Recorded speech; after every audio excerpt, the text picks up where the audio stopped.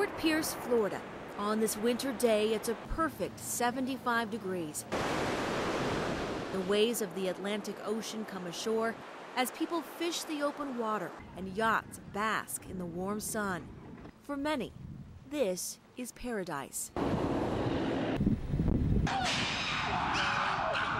For almost 300 chimps, this is the place they will live out the rest of their lives on the Save the Chimps Sanctuary. This is their future, 1,900 miles away from their Alamogordo, New Mexico past, where most of them lived in a research lab for years. They lived in small concrete cages. Many of them lived alone.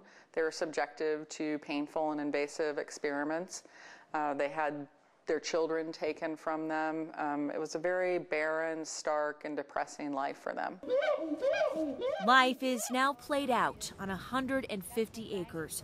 This is the largest primate sanctuary in the world. Chimpanzees are really social creatures. They need the comfort of their families and friends, and that's been denied to them to a large extent in research labs. The chimps are put into families on 12 islands divided by moats. They groom each other, eat fresh food, and though the males have been given vasectomies, sometimes little surprises appear. Before their arrival, parenting wasn't an option. Once the chimps arrive here, the staff says they see improvement right away, but there's still a lot of work to be done.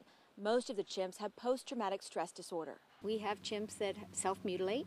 We have chimps that overgroom themselves. We get them that they're too nervous if strangers come around. A lot of rocking. Dr. Jocelyn Besner is a sanctuary vet. She says the mental impact of the lab is deep.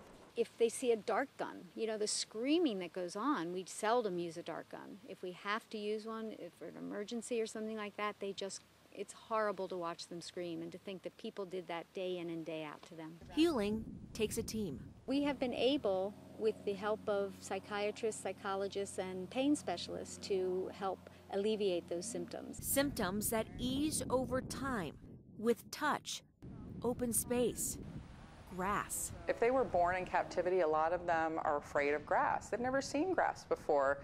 They're desert chimps, first of all, so there's not a lot of grass out there, but their entire existence was on a concrete floor. So they'll touch the grass very tentatively because they don't know what's it going to do. But as these chimps enjoy a life of being permanently retired, safe from research facilities, some of their relatives are still in Alamogordo under government care, waiting for that same coveted title. Save the Chimps staff says the chimpanzees deserve dignity, deserve peace, after being subjected to so many experiments.